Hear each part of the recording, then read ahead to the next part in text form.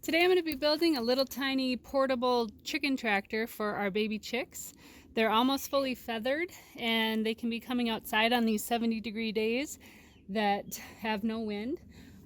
It's a lot of things anybody who has a hobby farm or a farm would have, otherwise you could pick up quite cheaply. We have pallets. You just pick up a pallet. We're going to be taking all the wood off and just leave the frame, or you can just take a 2x4 and cut it down and build a square. But because this pallet is already ripped down to this point, I'm just going to take this last board off, remove the nails, and use that for my frame. I'm going to be using 1/2-inch hardwire cloth, poultry staples, and a wire cutter. And then also some plastic to cover the ends. You could do wire on the ends, that's fine. I'm going to use plastic just because it's easier, and it will also provide a little bit of sun break or wind break for them. So here's the plastic, and then you'll need some zip strips for it too. Okay, so I decided to keep this board on because I know they're actually going to like to climb up on it and probably go underneath it. And it also helps stabilize the square, so I decided to leave it on. I just pulled all the nails out and then kind of got rid of some of the slivery stuff. And then what I'm going to be using is this hardware cloth, and I'm going to be putting it along the edge and making kind of a hoop house to go over, and we're going to be using the poultry nails to staple it in right there. So this is a very small chicken tractor. I'll only be using it for a couple weeks. It's okay because it's very quick to make. I was going to say too, this is not going to be predator proof, so you want to put something like this in a secure location. Dogs,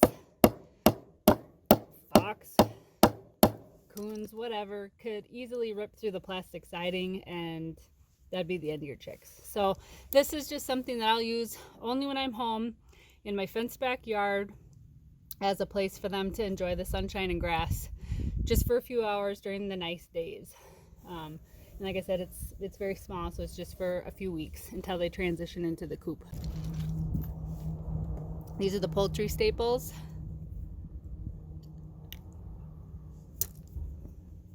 To hold down the hardwire. So I've put a few poultry staples all the way down the side. There's probably 6 or 7 there. And then we're going to do the same to the other side over there to make a hoop. So now you just kind of want to decide how tall you want your hoop. You know, you can have it super low. Chickens like to jump though, baby chicks, especially when they're happy or excited or they get scared about something. So just so nobody's banging their head and stuff, I'm going to probably put it about that tall, which is about 18 inches, I'm guessing. Just so they have some room to kind of jump around in there and not be hopefully hitting their head. Tipped it up on its side just for ease of hammering, and I've got the height. I went a little higher. I'll measure it. It's probably almost 2 feet. And then I put in 2 staples so that it's held in place, so I can take and nip along the edge with my wire nipper to cut it where I want. One thing I was going to point out is I'm using a heat treated, HT means heat treated board.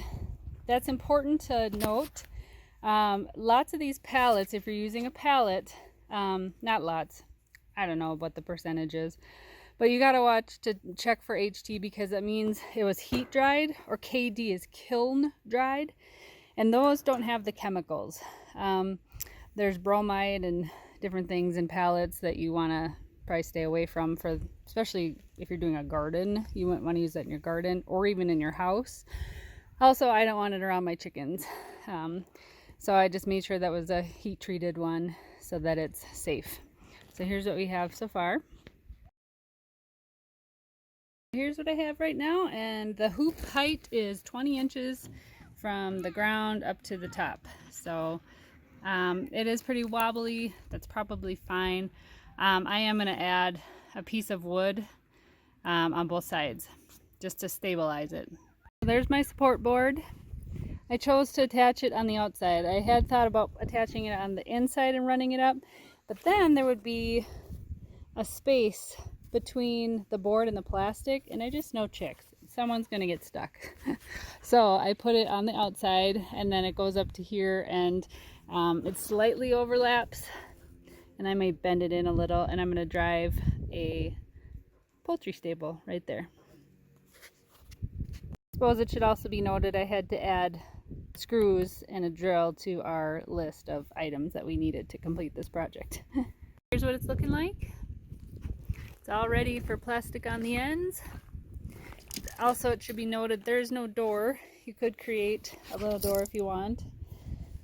I find chicks are difficult to catch anyway, even when you have a door, trying to get them. So I just plan to lift up and grab a few, put them in a box to move them back and forth. And again, this is for just a few chicks anyways. So I'll be lifting it up to take them in and out. You could add a door if you wanted to. So I'm laying out the plastic. I'm going to keep it pretty folded up and thick, because when I put a poultry staple in, or you could just use regular staples with a staple gun, I wanted to have something to grab onto so it's not just going to rip through. You could also cut a board and screw a board down to pinch it.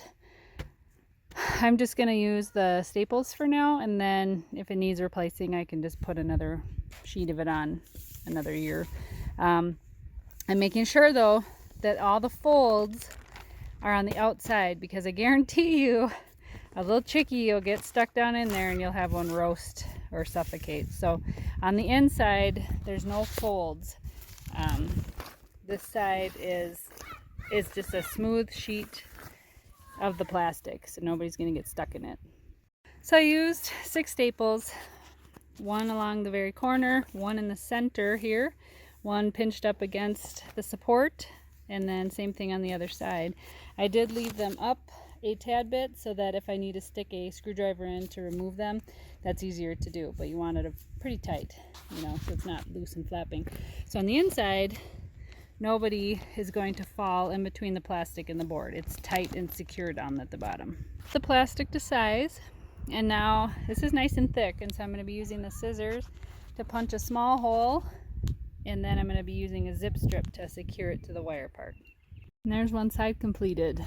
I put a little more zip strips towards the bottom, and I rolled the plastic and cable tied it.